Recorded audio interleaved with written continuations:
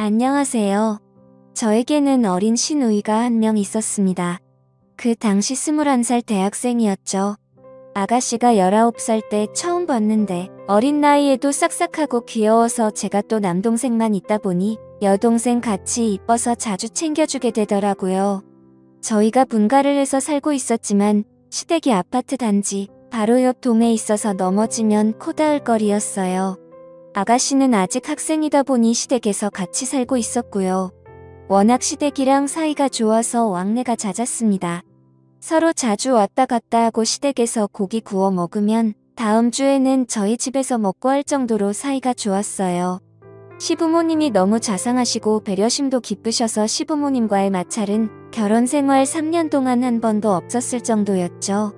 시어머니와 시아버지는 재혼이셨는데 시어머니는 초혼이셨어요. 그러니까 시어머니는 남편과 아가씨의 친어머니는 아니셨죠.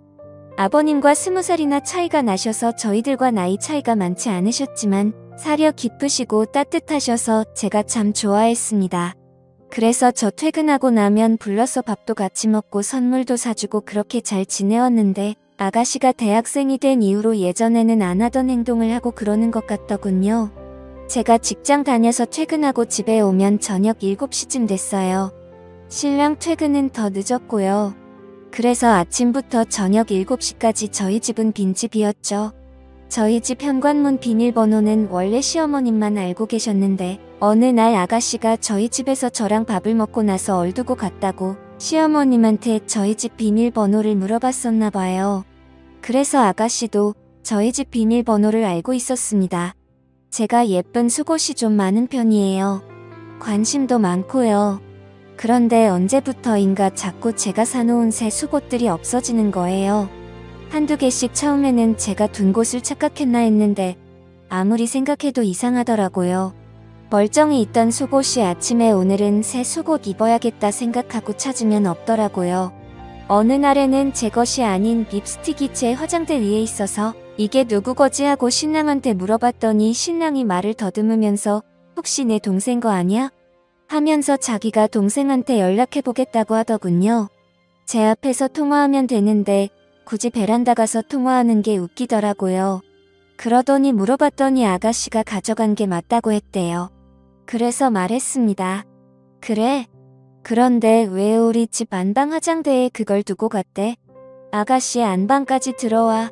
라고 하니 글쎄 그게 왜 거기 있지 하길래 좀 이상했습니다.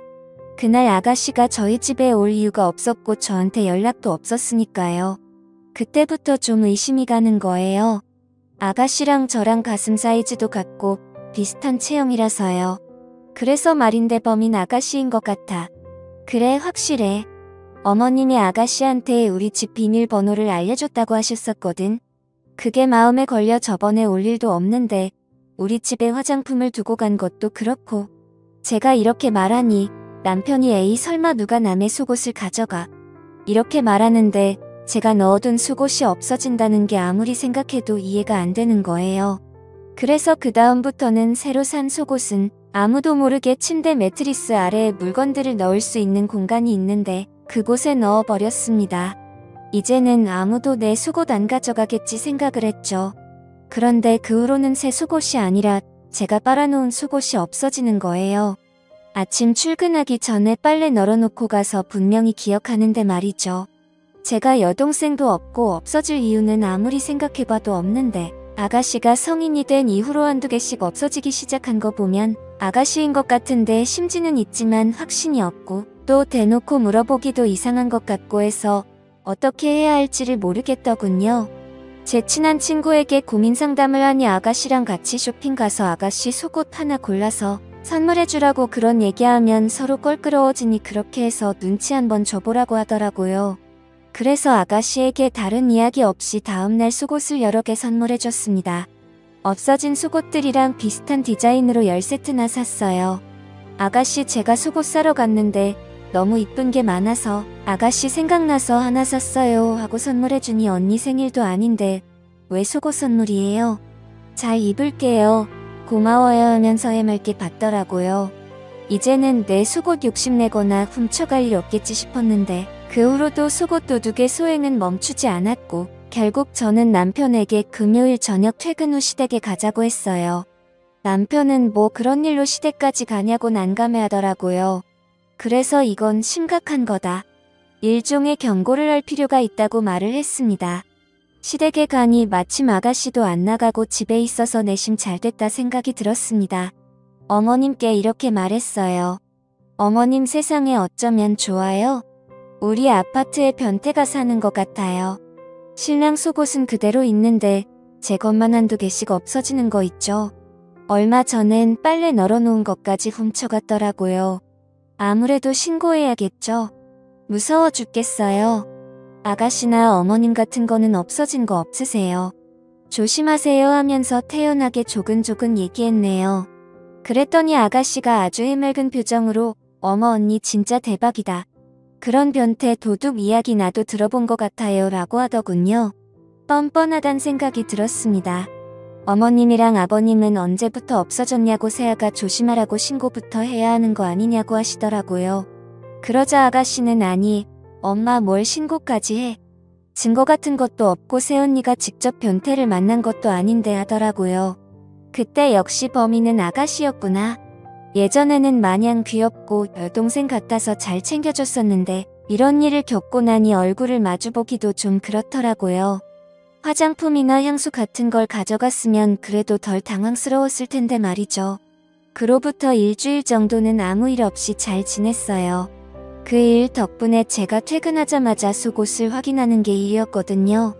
늘 집에 오면 속옷 하나하나 체크하면서 벗었는데 없어진 것도 없고 위치도 그대로라 이제 아가씨가 그러지 않는구나 생각했어요. 그때 시댁에 가서 말하길 잘했다 생각하고 있었죠. 그런데 그 다음 주말에 저 혼자 아기를 데리고 친정에서 하루 자고 밤늦게 우리 집에 도착했었거든요. 월요일 아침에 출근하려고 보니 화장대 화장품들의 위치가 어딘가 좀 낯설게 정돈되어 있는 거예요. 제가 기억력도 좋은 편에다가 정리도 칼같이 하거든요. 얼핏 보면 그대로인 것 같은데 한두 개 위치가 바뀌어 있더라고요. 좀 이상하다 생각하고 출근 준비를 하는데 느낌이 왠지 쎄한 거예요. 그래서 서랍장이랑 화장대를 잘 살펴보면서 혹시 없어진 게 없나 하고 보는데 서랍에 있던 향수 하나랑 얼마 전에 구입한 섀도우가 없어졌더군요. 이전에도 이런 일도 있고 해서 아가씨가 의심이 됐어요. 아가씨가 가져간 향수는 아가씨 나이대에는 전혀 안 어울리는 향이었는데 그걸 왜 가져갔을까 싶기도 했지만요. 진짜 머리가 하루 종일 아프더군요. 혹시 이번에는 화장품을 선물해줄까 싶어서 일부러 그런 건 아닐까 하는 생각마저도 들었어요. 철없는 나이라지만 이건 더 이상 제가 이해하고 넘길 수 있는 문제가 아닌 것 같더라고요. 친언니 거 가져가는 것도 아니고 피 하나 안 섞인 새언니인데 아무도 없는 저희 집에 와서 제 화장대에 앉아서 이것저것 발라보고 만져보고 그것도 모자라 가져가기까지 하고 상상만 해도 소름이 끼쳤어요. 그런데 문득 집에 남편이 있었는데 그걸 못 봤나 싶더라고요. 그래서 남편에게 자기야 혹시 나 없을 때 주말에 집 비운 적 있어? 말했더니 뭐 집에만 있었다고. 그럼 우리 집 안방에 누가 왔다 간 거 못 봤어? 내가 화장품이랑 향수가 없어졌어 라고 했더니 갑자기 누나를 조금 굴리더니만 생각해보니까 내가 너 없을 때 잠깐 집 앞에서 밥 혼자 먹고 왔는데 그때 누가 왔다 간 거 아닐까 라고 하더군요. 그러면서 인중을 긁는데 남편이 조금 이상했습니다. 남편이 보통 거짓말을 할 때 인중을 긁고 하는데요. 그날 회사 가서도 또 아가씨가 우리 집에 와 있진 않을까 또 몰래 와서 뭐라도 뒤져보진 않을까 남편이 왜 인중을 긁었을까 뭘 숨기고 있는 걸까 별별 생각이 들더군요. 그래서 일도 제대로 못했어요. 그리고 퇴근 후 집에 가서 어떻게 할 건지 1시간 동안 시나리오를 짜듯 머릿속에 다 그려놓고 아가씨에게 전화를 했습니다.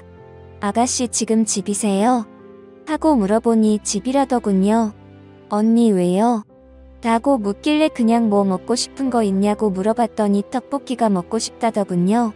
그래서 배달 어플로 시댁에 떡볶이를 주문한 후 시댁으로 갔습니다. 시댁에 가서 없어진 제 물건들을 찾으려고 한다고 미리 말하면 아가씨가 제 물건들 다 들고 외출할 거 아니에요. 그럼 저만 이상한 여자 될 것 같아서 그렇게 말하지 않고 시댁에 간 거예요. 시댁에 도착하니 시어머니랑 아가씨가 TV를 보고 있더라고요. 긴히 드릴 말씀이 있다고 시어머니님께 말했습니다. 아가씨는 그냥 아무 생각 없이 옆에서 TV만 보고 있었고요. 어머님 이런 얘기 저도 고민 많이 하고 어떻게 얘기 꺼내야 할지 몰라서 한동안 저 혼자 속으로 그리고 있었는데요. 이렇게 말씀드리는 게 최선이라는 결론이 나와서요. 라고 말했습니다. 시어머니는 제가 이렇게 진지하게 얘기 꺼낸 적도 없고 무슨 영문인지 모르시니 그래 무슨 얘기인지 몰라도 하게 얘기해봐라 라고 하셨어요. 그래서 어머님한테 어머님 저번에 제가 드린 말씀 기억하세요? 제 속옷만 없어졌다는 얘기요. 사실 그때 속옷 없어진 날 누구 건지 모를 화장품이 제 안방 화장대에 있었어요. 그래서 아가씨한테 물어보니 아가씨 거라고 하더라고요. 제가 여기까지 말하니까 갑자기 옆에서 TV 보면서 배를 긁던 아가씨가 깜짝 놀라면서 언니 지금 무슨 말씀을 하시는 거예요? 제 화장품이 언니의 안방 화장대에 있었다고요? 라고 하는 겁니다. 그래서 제가 말했습니다. 아가씨가 저희 남편이 전화해서 물어보니 본인 거 맞다고 그날 말씀하셨잖아요 라고 하니 오빠한테 그런 일로 전화 온 적 없는데 무슨 말씀이세요? 라고 하더군요. 그때까지만 해도 아가씨가 범인이라는 확신이 있었던 저는 그때부터 아가씨가 우리 집 물건들을 가져가는 범인인 걸로 알고 있었어요. 그래서 제 딴에는 아가씨한테 직접 말하기 껄끄러운 상황이고 서로 불편해질까 두려웠어요. 그래서 아가씨를 생각해서 서로 안 불편하게 이게 최선의 방법이란 생각으로 이쁜 속옷 직접 골라서 포장해서 선물해 준 거예요. 제가 이렇게 하면 아가씨가 다시는 안 그럴 거라 믿었거든요. 이렇게 말하니 갑자기 아가씨가 폭풍 같은 눈물을 흘리며 지금 무슨 말을 하는 거냐고 본인 진짜 억울하다고 하면서 새언니 진짜 좋게 봤는데 너무하시네요. 누굴 지금 도둑으로 모는 거예요? 나 지금 너무 황당하고 어이없어요. 엄마, 언니 말 믿는 거 아니지? 오빠 데려오세요. 오빠가 그랬다고요? 저 안 그랬어요. 저 진짜 억울해요. 라고 말하면서 난리를 피웠습니다. 이때 아가씨의 행동이 어이가 없더라고요. 얼마 전까지만 해도 이쁘고 마냥 착했던 시누이가 아니더군요. 그동안 내가 얼마나 바보같이 행동했으면 이렇게 나올까 싶고요. 아가씨가 그렇게 말하니 시어머니는 새언니 얘기하고 있는데 무슨 버릇이냐고 가만히 있으라고 말하셨어요. 아가씨, 저는 사실 제가 이렇게 얘기하면 아가씨가 언니 미안하다고 철없는 생각으로 욕심에서 손댄 것 같다고 정말 미안하다고 이렇게 얘기할 줄 알았는데 정말 실망이네요. 아가씨 그렇게 말하시면 저 너무 섭섭해요. 저 나름대로 아가씨 배려한다고 서로 기분 상하지 않게 하려고 얼마나 신경을 썼는데요. 그 말을 듣던 아가씨는 더 큰 소리로 립스틱 내가 립스틱 바르는 거 봤어? 나 립스틱 안 써. 사본 적도 없고 써본 적도 없어. 나는 이렇게 생긴 틴트만 바른단 말이야. 엄마도 알잖아 나 립스틱 안 바르는 거. 라고 말했고 그 말을 듣던 시어머님도 그래? 네가 립스틱을 바르는 거 나도 본 적이 없는데. 라고 남편에게 따져 물었어요. 남편은 끝까지 제가 나한테 분명 나 없을 때 와서 화장품 놓고 갔다고 말했었어. 라고 말했고요. 혼란스럽더라고요. 누구 말을 믿어야 할지. 저는 누구 말을 믿어야 할지 정말 모르겠네요. 한마디 던지고 집에서 나왔습니다. 그렇게 시댁에서 한바탕 하고 집에 오자마자 어찌나 혼란스럽던지 내가 아가씨를 정말 오해했던 건가 싶어 죄책감도 들고 신랑이 설마 거짓말을 했을까 싶어서 머리가 지끈지끈 아팠어요. 남편은 저한테 너무 미안하다고 본인 동생이지만 너무 뻔뻔하다고 그간 얼마나 힘들었냐면서 꼭 껴안아주는데 이 사람을 믿어도 될까 싶더군요. 순간 화장품이 없어졌던 그날 남편이 분명 집에만 있었다고 했다가 아다시 이야기를 하니 집을 비웠었다고 말을 바꾼 게 생각이 나서 찝찝했어요. 당장 번호를 바꾸려다가 뭔가 제대로 증거를 잡아야겠다 싶더라고요. 누가 범인인지 누가 거짓말을 하고 있는지 꼭 알아야겠다는 생각이 들었습니다. 그래서 남편 몰래 안방에 CCTV를 달았습니다. 검색해보니 쿠팡에서 5만원도 안 되는 가격에 좋은 카메라를 팔더라고요. 당일 배송도 되고요. 다음날 총 2개를 구입해서 안방에 1개 그리고 거실에 1개를 설치한 후 보이지 않게 다른 물건들 사이에 숨겨놨어요. 혹시나 눈치챌까 싶어서 남편 동태를 살폈는데 전혀 모르는 눈치더라고요. 며칠 뒤 어머님이 오셔서 단둘이 얘기를 했는데 저한테 당신이 자식 교육 잘못시켰다며 미안하다 하시더라고요. 아들놈이 거짓말을 했는지 딸애가 거짓말을 했는지 모르겠지만 어쨌든 본인 자식 때문에 마음고생 시켜서 미안하다고 많이 화나고 속상했을 텐데 마음 좀 풀렸냐고 다독여 주시더군요. 그러면서 누가 잘못했던 이번 한 번만 본인 얼굴 봐서 용서해달라고 하시더군요. 다 이유가 있지 않겠냐면서요. 그때 본인 친자식들도 아닌데 이렇게까지 숙여서 말씀하시는 어머님이 참 대단하다 생각이 들더라고요. 저는 네 라고 대답은 하면서도 어림없지라는 생각을 했어요. 어떻게 그냥 덮고 넘어가나요? 이리도 찝찝한데 카메라를 설치한 후 저는 거의 핸드폰 중독자처럼 핸드폰에 설치해 놓은 CCTV 어플만 바라보며 지냈습니다. 제가 생각해도 제 자신이 너무 웃겼어요. 심지어 남편과 밤에 안방에 둘이 누워있는데도 남편 몰래 그 화면을 볼 정도로 중독이 되어 있더라고요. 요즘 CCTV는 기능이 정말 많은데 소리나 움직임을 감지해서 문자를 보내주기도 하고 사람은 아무것도 보지 못하는 어두운 방 안을 환하게 감지해서 보여주기도 해요. 또 소리도 생생하게 들리고 제가 마이크로 소리를 전달할 수도 있더군요. 이제 범인을 잡는 건 시간 문제다 싶었네요. 그런데 일주일이 지나도 2주가 지나도 주말에 제가 친정에 간다며 아이를 데리고 집을 비워도 아무 일도 일어나지 않았습니다. 남편은 제가 친정에 가 있는 동안 정말 집에서 혼자 배달음식 시켜 먹고 자고 TV 보고 뒹굴거리기만 했고 아가씨는 코빼기도 보이지 않았어요. 점점 지루해져서 저도 카메라에 집착하는 게 줄어들더라고요. 그리고 앞으로도 별일 없기를 속으로 얼마나 바랐는지 모릅니다. 그냥 별일 없이 하나의 에피소드로 좀 찝찝하긴 하지만 지나가길 희망했어요. 그러나 한 달 정도가 지난 후 결국 CCTV에 한 여자의 모습이 찍히면서부터 사건의 실마리가 잡히기 시작했습니다. 친정에서 아이를 데리고 놀고 있는데 갑자기 핸드폰 알림이 뜨더라고요. 움직임이랑 소리가 감지됐다고 그래서 바로 거실 CCTV를 켰는데 여자 뒷모습만 보이고 얼굴이 보이지 않았지만 아가씨 같았어요. 그 여자가 안방으로 들어가길래 옳다구나 드디어 걸려들었네 하고 두근거리는 가슴으로 화면을 지켜봤습니다. 그런데 그 장면을 보고 너무나도 충격을 먹었습니다. 그 여자 얼굴이 보이는데 그 여자는 바로 우리 시어머니였습니다. 그 여자가 안방에 들어가 안방 침대에 누워있던 남편에게 다가가더군요. 남편이란 놈은 익숙하다는 듯 두 팔을 벌리며 그 여자를 안았고 차마 입에도 올리기 더러운 짓을 했습니다. 정말 꿈을 꾸는 줄 알았어요. 이게 말이 되는 상황입니까? 현실적으로 가당키나 하나요? 현실을 인정하기 힘들어서 제 뺨을 여러 번 꼬집어보고 때려봤습니다. 하지만 이건 현실이었어요. 둘의 대화는 가관이었어요. 자기야, 내가 물건 가져가지 말라고 했잖아. 그렇게 흔적을 남기면 언제가 들켜?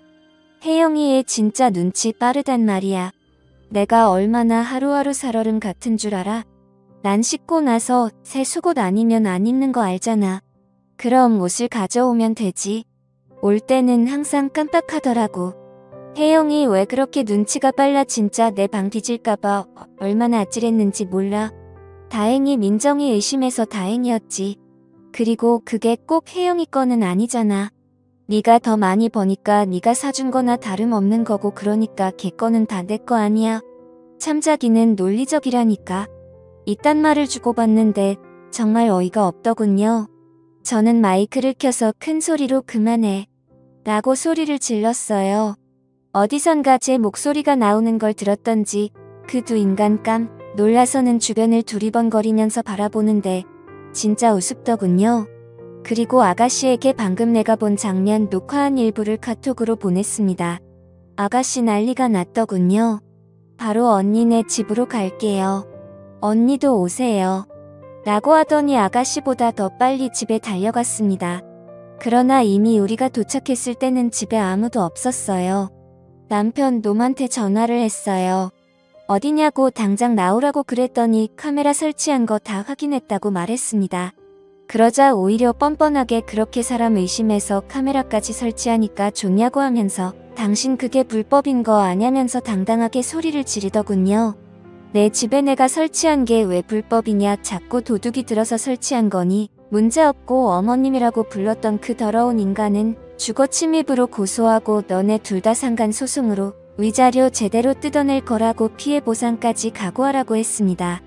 옆에 있던 아가씨도 열받아서 오빠가 어떻게 나를 도둑으로까지 만들면서까지 이런 짓을 할 수 있어? 아줌마 내가 가만 안 둘 거라고 소리를 쳤고요. 그리고 신우가 바로 아버님께 전화해서 모든 상황을 알리니 도저히 믿지를 못하시더라고요. 그래서 아버님께도 제가 직접 카톡으로 영상 보내드렸습니다. 그 후 아버님 쓰러지시고 집안이 정말 풍비박산이 났네요. 이제 소송을 시작해야 하고 뭔가를 해야 하는데 진짜 이게 현실로 받아들여지지 않아서 너무 힘이 듭니다. 앞으로 어떻게 해야 할지 모르겠네요. 조언 부탁드립니다. 감사합니다.